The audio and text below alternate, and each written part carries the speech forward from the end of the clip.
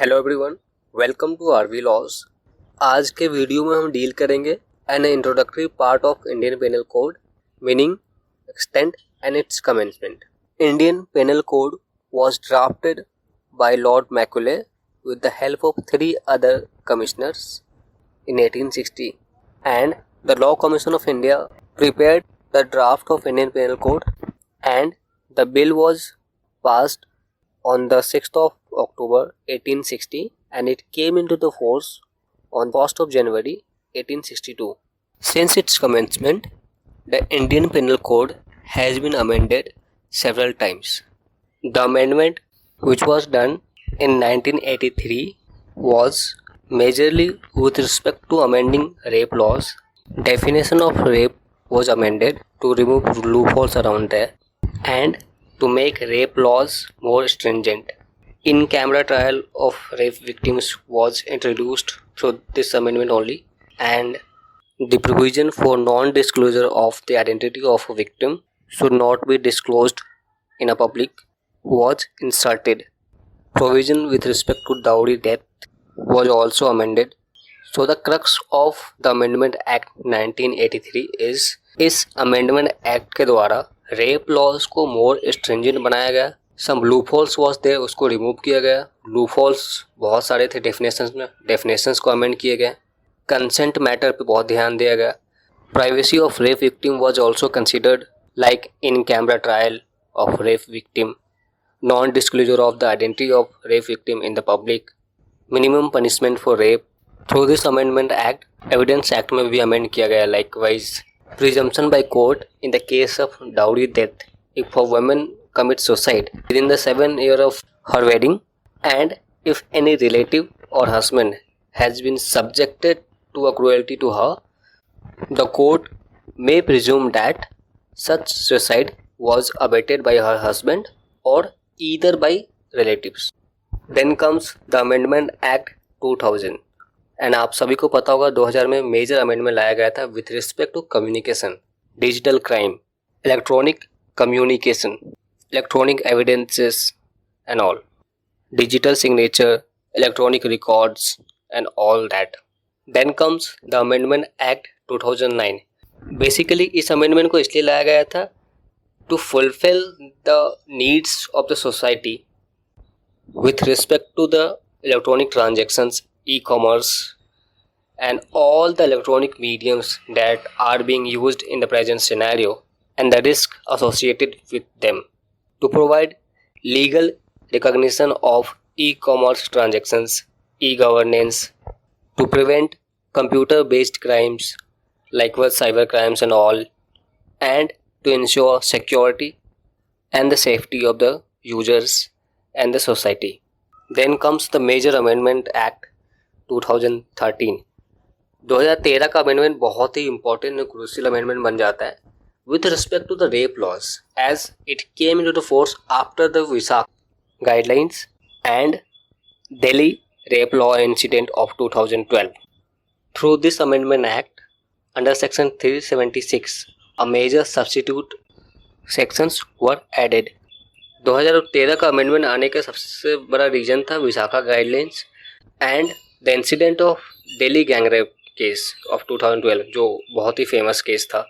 इसके बाद the amendment act 2018, ये बहुत ही रिसेंट अमेंडमेंट एक्ट है एंड इसके through gang rape on women under the age of 16 years and under the age of 18 years को ज़्यादा फोकस किया गया था, and provisions with respect to gang rape on a women under the age of 16 years और under the age of 18 years को prime focus दिया गया।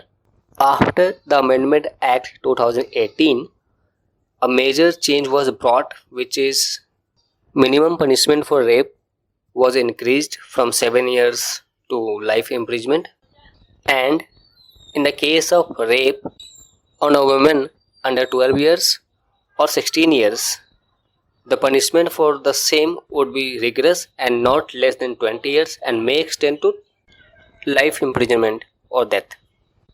अगर कोई व्यक्ति 12 साल की अंडर की एज की लड़की को या 16 ईयर्स की अंडर की एज की लड़की को रेप करता है तो उस केस में उसको रिगरस इम्प्रिजमेंट मिलेगी और जो पनिशमेंट होगी वो 20 साल से कम नहीं होगी और वो एक्सटेंड होकर के लाइफ इम्प्रिजनमेंट भी हो सकती है और डेथ भी हो सकती है in case of rest of the rare. Let's understand the operation and the extent of the code. IPC एक जनरल कोड है जो सभी प्रकार के पनिशमेंट से डील करता है एंड सभी प्रकार के क्राइम इसमें दिया गया है। It is a substantive law and not a procedure law. इससे पहले कि हम ऑपरेशन एंड एक्सटेंट के बारे में बात करें, हम समझ लेते हैं क्राइम क्या है। क्राइम बेसिकली वो चीज़ है जो सोसाइटी के अगेंस्ट किया जाए। एनीथिंग प्रोहिबिटेड बाय लॉ, कोई भी एक्ट जो लॉ के द्वारा प्रोहिबिट किया गया हो, जो आपको लॉ मना करती है कोई काम करने से, अगर आप उस काम को करते हैं तो वो क्राइम में काउंट होगा। And the definition of crime varies country to country. Like homosexuality used to be crime in India, but at the same time ये किसी और कंट्री में क्राइम के डेफिनेशन में नहीं आता था। But in India also it is not a crime, as after the case of Navtej Singh Johar versus Union of India 2018, उस केस में सुप्रीम कोर्ट ने होमोसेक्सुअलिटी को डीक्रिमिनलाइज कर दिया and all the consensual sex between two adults was decriminalized. There are 4 basic elements of crime, which is accused person, intention, actus reus and injury. जो accused person है उसके पास intention होना चाहिए और उस intention के बिहाफ पे उसने वो एक्ट को पूरा किया हो एंड उस एक्ट की वजह से किसी को लीगल हार्म हुई हो, दैट इज क्राइम।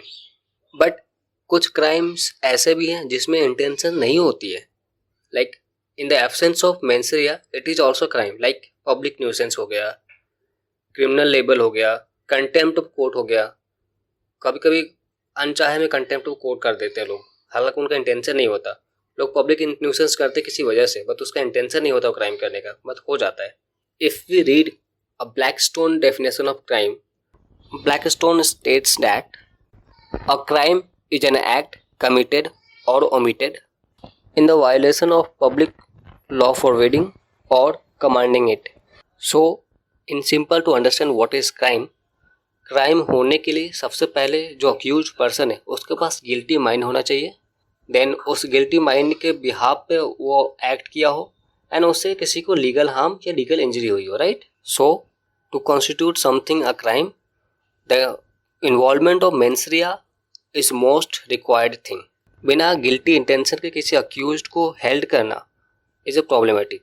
अब आइए समझते हैं सुप्रीम कोर्ट ने मेंस rea के रिगार्डिंग क्या बोल रखा है। इन the case of state of Maharashtra versus MS George 1956, the supreme court said that unless the statute either clearly or by necessary implication rules out mens rea as a constituent part of the crime, the accused should not be held guilty of an offense unless he has guilty mind. Supreme Court ने basically ये कह दिया कि अगर accused को आपको guilty held करना है तो आपको ये प्रूव करना पड़ेगा कि उसने जो क्राइम किया है उसके पीछे उसका गिल्टी माइंड था, उसका गलत इंटेंशन था, उसका इंटेंशन था उस क्राइम करने का। अगर उसका इंटेंशन नहीं था उस क्राइम करने का, अनजाने में हुआ तो क्राइम कैसे होगा। But there is an exception to mens rea also, like public nuisance, contempt of court. Now, let's understand the extent and the operation of the code.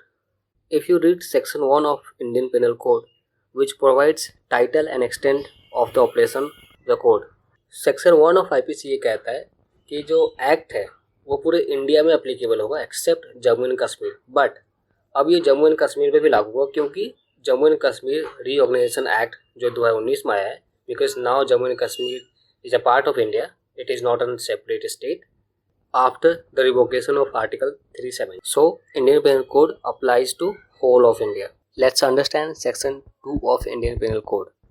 Section 2 states that punishment of offences committed within India, every person shall be liable to punishment under this code and not otherwise for every act or omission contrary to the provisions thereof, of which he shall be guilty within India. The simple meaning of section 2 of Indian Penal Code is that कि जितने भी लोग हैं वो सभी Indian Penal code के तहत liable होंगे अगर वो कोई ऐसा एक्ट करते हैं जो कि प्रोहिबिटेड है इस कोड में, और वो एक्ट इस कोड में एज अ क्राइम डिफाइंड है, तो उस चीज़ के लिए उन्हें सज़ा मिलेगी। and he shall be prosecuted for the same. Let's understand section 3, which talks about jurisdiction of the code. Section 3, punishment of offences committed beyond but which by law may be tried within India. Any person liable by any Indian law to be tried for an offence committed beyond India shall be dealt with according to the provisions of this code for any act committed beyond India in the same manner as if such act had been committed within India.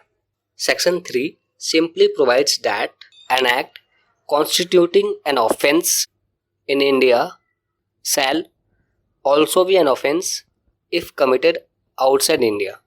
Like कोई India का citizen है and वो Canada में रह रहा है, right, and वो Canada में कोई क्राइम करता है जो कि वो कनाडा में क्राइम नहीं माना जाता, बट वो चीज़ इंडिया में क्राइम है, तो वो उस क्राइम के लिए इंडिया में पनिश्ड हो सकता है.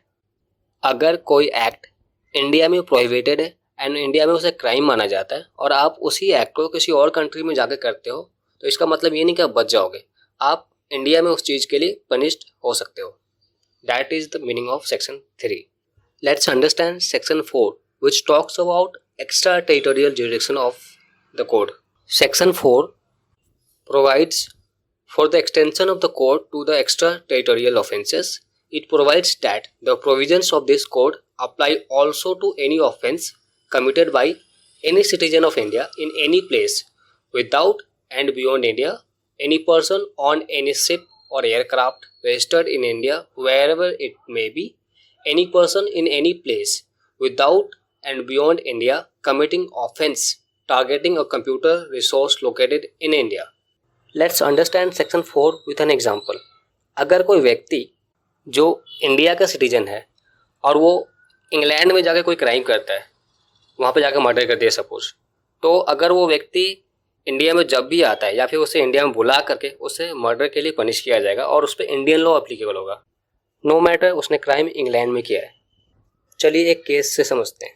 इन the case of Jitendra Panchal versus narcotic control bureau 2009, the supreme court held that if the accused has faced the trial in a foreign country for an offence, he may be tried in India for an offence separated and distinct from the provisions one charged in foreign country.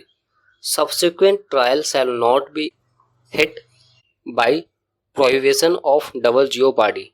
Basically supreme Court ने इस case में ये कहा कि अगर कोई व्यक्ति कोई क्राइम करता है किसी फॉरेन कंट्री में और वो वहाँ पे ट्रायल फेस कर चुका है उस ऑफेंस के लिए in a different provisions of that particular country, but फिर भी वो व्यक्ति इंडिया के लॉ के द्वारा पनिश किया जा सकता है एंड आप डबल जियोपार्डी का डिफेंस नहीं ले सकते. डबल जियोपार्डी का मतलब होता है no one shall be punished twice for the same offence. Thanks for watching R V laws.